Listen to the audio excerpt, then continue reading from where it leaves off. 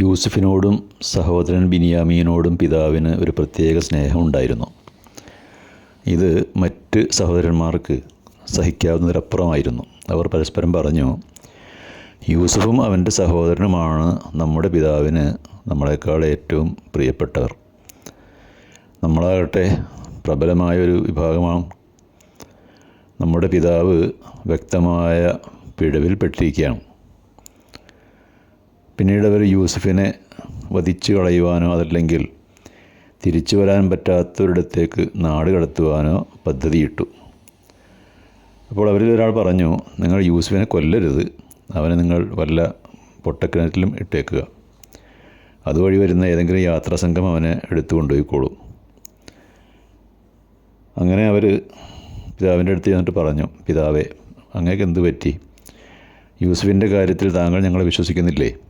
ഞങ്ങളാകട്ടെ തീർച്ചയായും അവൻ്റെ ഗുണകാംക്ഷികളാണ്, ഉത്തമ സഹോദരങ്ങളുമാണ്.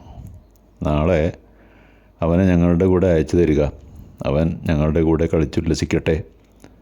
തീർച്ചയായും ഞങ്ങൾ അവനെ കാത്തുകൊള്ളാം.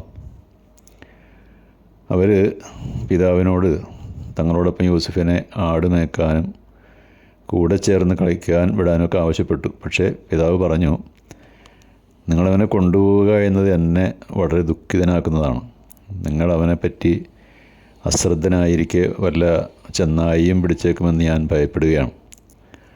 അപ്പോൾ അവർ പറഞ്ഞു, ഞങ്ങളൊരു വലിയ സംഘമായിട്ടും അവനെ ചെന്നായി പിടിക്കുകയാണെങ്കിൽ ഞങ്ങൾ വലിയ പരാജയമായിരിക്കുമല്ലോ.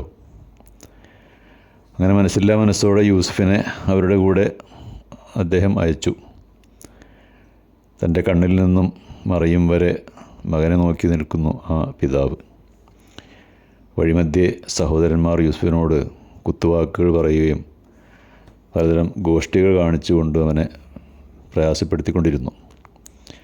പിന്നീട് അവർ യൂസുഫിനെ കിണറ്റിലേക്ക് എറിയാൻ തന്നെ തീരുമാനിച്ചു.